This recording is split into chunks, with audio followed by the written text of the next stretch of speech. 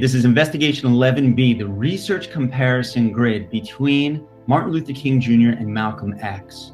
So the directions are to read the two stories about Martin Luther King Jr. and Malcolm X, then fill out the comparison grid to reveal the similarities and differences between Martin Luther King and Malcolm X background stories and their philosophies on race relations. Martin Luther King and Malcolm X, whose philosophy made the most sense for America in the 1960s. So yesterday, with the image analysis, we learned a little bit background on Martin Luther King and Malcolm X based on the images. We made inferences. Today, we're going to learn their background stories. And we're going to try to figure out these two leaders of the civil rights movement have more in common or less in common, right? They had more differences. Let's see. So all we're going to do is read the background stories today and the documents tomorrow. So as we read the background story, we're going to look for anything about Martin Luther King's background that stands out, and then we type it in on the Martin Luther King side. Okay? And then you're going to read the story about I'm going to read the story about Malcolm X. And then you're going to read the story about Martin Luther King. All right? So I'm looking at the Malcolm X side. Then when they're both filled out, you look at both sides to see what's similar and you type it in the middle. And that's how we fill out our grid. So follow me on the Malcolm X side. Make sure you're about to type the side Malcolm X. I'm going to look at the introduction and we're on Malcolm X. See that? All right. Where it says introduction on my side, you can follow my cursor. On March 26, 1964, Martin Luther King Jr. and Malcolm X met for the first and only time. Well, that corroborates and matches up with the photo. For the first and only time. Okay? The occasion was a Senate debate on the passage of landmark civil rights bill. That would be new laws to provide more freedom and equality for African Americans. They met in the halls of the United States Capitol building and spoke for only a few minutes. Eyewitnesses' reports, as well as photographs of the meeting, suggest a respect and warmth between the leaders. You know what? I would come over here to similarities and I would type respected each other. Okay? So in similarities, you could type respected each other. They both respected each other.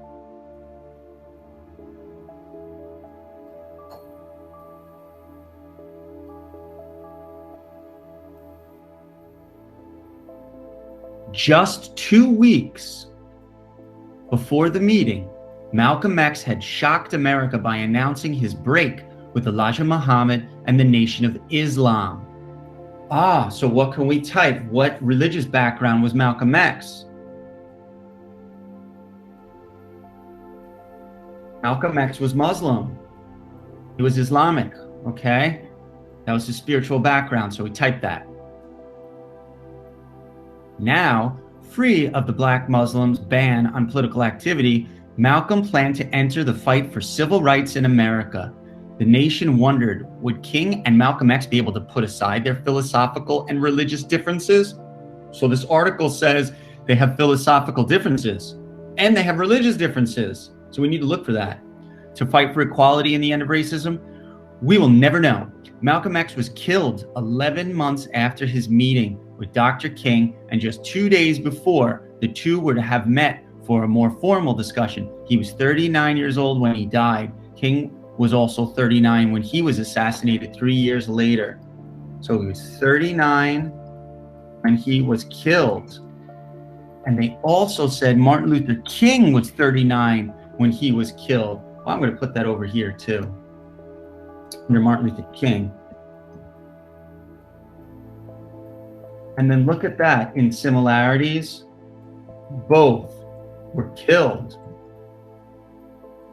when they were 39 years old. Man, that's sad, right? What a coincidence. Both were killed when they were 39 years old. I'm moving on to the next paragraph right here at the bottom. Follow me. Many Americans think of King and Malcolm X as perfect opposites. According to this view, one leader was a minister who believed in love and nonviolent action as forces of political and social change. The other, Malcolm X, was a man of the streets who advocated changing America by any means necessary. So I'll type here, Malcolm X, man of the streets. And then underneath that, wanted change by, I'm going to quote it, any means necessary. Any means necessary. So I'm going to try to make more equality and protest peacefully. If that doesn't work, any means necessary. So you understand that. Now, what do they say about Martin Luther King here? One was a leader who was a minister who believed in love and nonviolent action. I'm going to go back over here because they said Martin Luther King. I'm going to type minister who believed love, non-violence.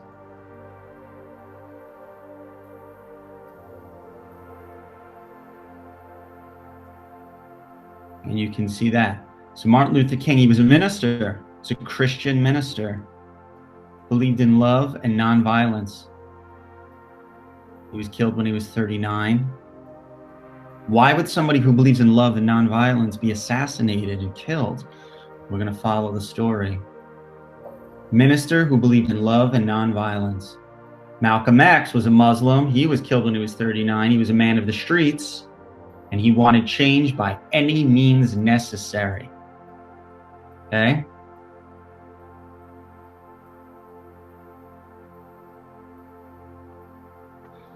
So now the question that it's asking here, but is this view of Martin Luther King and Malcolm X really accurate? Before examining, I'm going to the top here, King and Malcolm X documents, read the short biographies that follow. All right, this is all about the life of Malcolm X. Can I zoom in more? Yes, I can. All right, everyone can follow me right here. Malcolm X biographical information. Malcolm X's early life was one of extreme hardship and poverty. I'm coming over here, Malcolm X, hardship and poverty. There it is, hardship and poverty. That's how he grew up.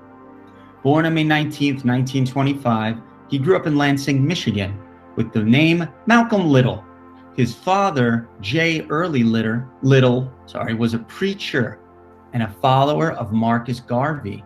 Who's Marcus Garvey? One of the earliest and most influential Black nationalist thinkers. Okay.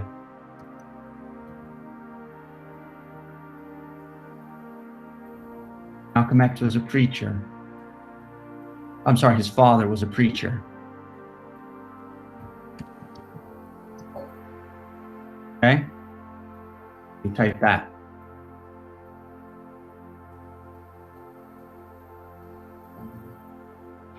Malcolm X, his father, died a violent death, perhaps because of his political beliefs. His mother, Louise, was left to support 8 children during the worst years of the Depression. And this is the quote, "Our family was so poor," Malcolm recalled, "that we would eat the whole out of a donut." You understand what that means? They were so poor, they had only the hole in the middle of the donut, which means what did they have? Right, they had nothing. Next paragraph, the strain of raising 8 hungry children led Louise Little to a mental breakdown.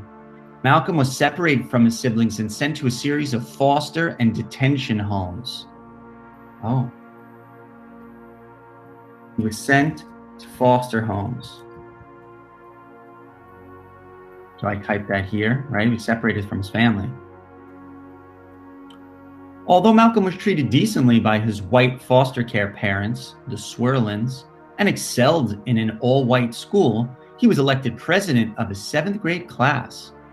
He was still never comfortable. At 15, he dropped out of school and moved to Boston. Okay. He was adopted by a white family, excelled in school, later dropped out, but later dropped out. Okay, so type that there. So even though he was doing great in school and he had a family that cared about him, he dropped out of school. He moved to Boston. He moved to Boston, Massachusetts to live with his sister.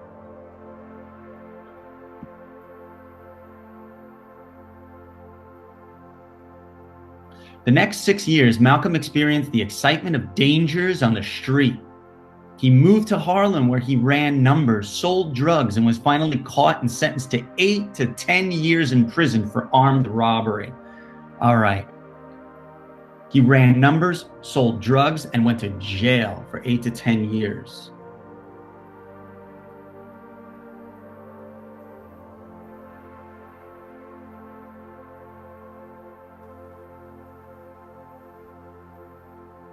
Yikes. Okay, so make sure you're copying all this down on the right side. How did he get out of this situation? Man. All right, let's find out. While in prison, Malcolm encountered the teachings of Elijah Muhammad. Who's that? And the Nation of Islam. Oh. The religion appealed to the young, angry Malcolm.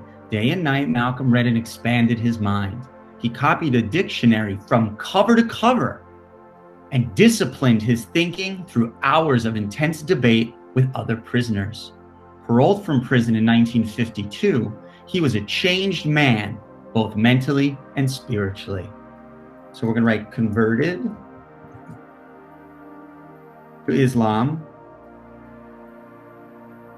and changed his ways. Right? Converted to Islam and he changed his ways. From 1952 until 1963, Malcolm X was a devout follower of Elijah Muhammad. Elijah Muhammad was the leader of the Islamic movement to help African Americans in the United States of America by being exclusive. They believed only African Americans can help African Americans. We need to help ourselves first and then accept help from other groups of other races. That was the belief of Elijah Muhammad, the leader of the Islamic movement, okay? Malcolm X's last name was changed to X to symbolize the African name that he could never know. How does that connect to the transatlantic slave trade? Well, Malcolm X believed he had ancestors that were part of the transatlantic slave trade who were enslaved and renamed, turned into property. So he changed his last name to X because he'll never know what his true last name was. He'll never know his true identity, and he'll never know where his ancestors came from in Africa. So that part of his identity is missing. And he replaced his last name, which is part of our identity, with an X. Now you know why he's called Malcolm X. Okay? Let's type it. Replaced last name with X to symbolize lost African identity. That's pretty deep stuff right there, right? And you can even say transatlantic slave trade. Just studied. Look at that, how everything connects over hundreds of years of time. So as you're typing that, I'm going to read on. To follow Mr. Muhammad meant submission to his spiritual ideas and his brand of Black nationalism. And what does that mean? The Nation of Islam demanded complete abstinence from drugs, alcohol, and a limitation on foods such as pork, strict rules of prayer, and disciplined lifestyle at home. He led a very disciplined lifestyle and respect for one's brothers and sisters. All of these things appealed to Malcolm as he compared them to the chaos and violence of his early life. Followers of Elijah Muhammad were also taught that white race had brainwashed blacks to be patient while enduring injustice on this earth.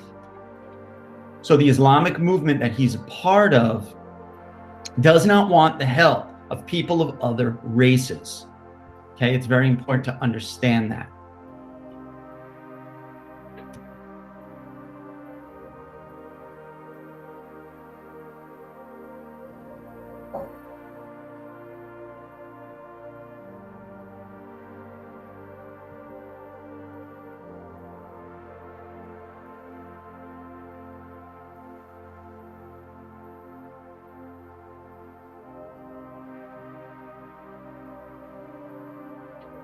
Okay, well,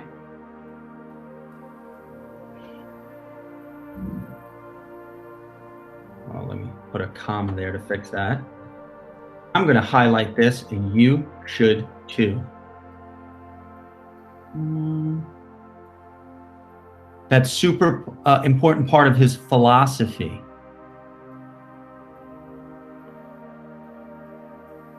Let me slide it back over for you.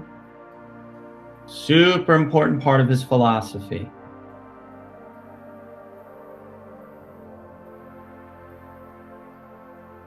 That piece of evidence would be part of your essay. Okay. All right. In the last years of his life, Malcolm began to change. 2 weeks before he died, Malcolm said, "I'm not a racist in any way, shape, or form." All right.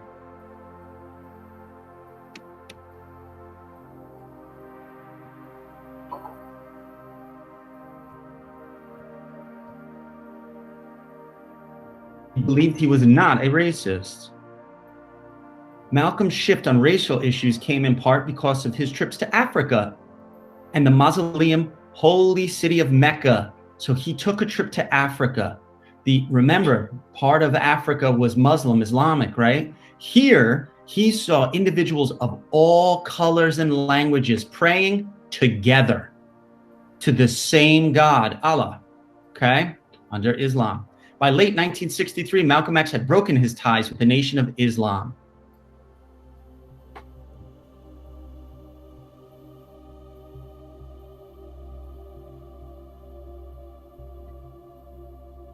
He left the Nation of Islam.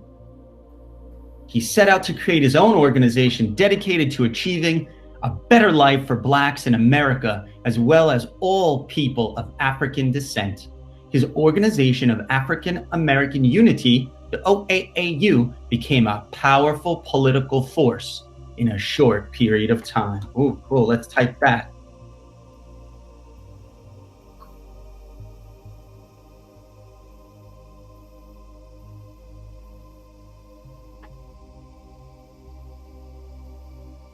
OAAU,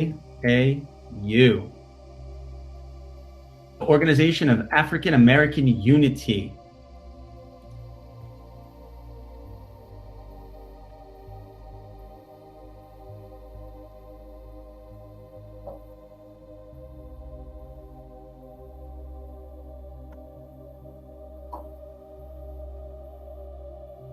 Okay, there it is. And we're done with the Malcolm X story.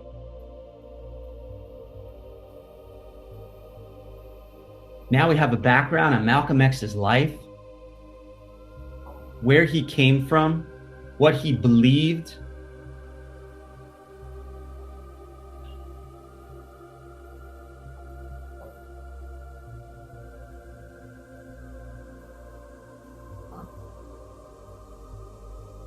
And part of his legacy. What you're going to do is open up the document just as I have right now, and you're going to go to the Martin Luther King biographical information. You're going to read the story of Martin Luther King. As you read the story of Martin Luther King, go to the side that says Martin Luther King. And just as we typed the information about the background life of Malcolm X, who he was, where he came from, his early life, how he grew and what he believed, you're going to do the same thing for Martin Luther King. After you read his story, you look back and forth at both sides going down the bullet points. Then anything that's similar, you type in the center.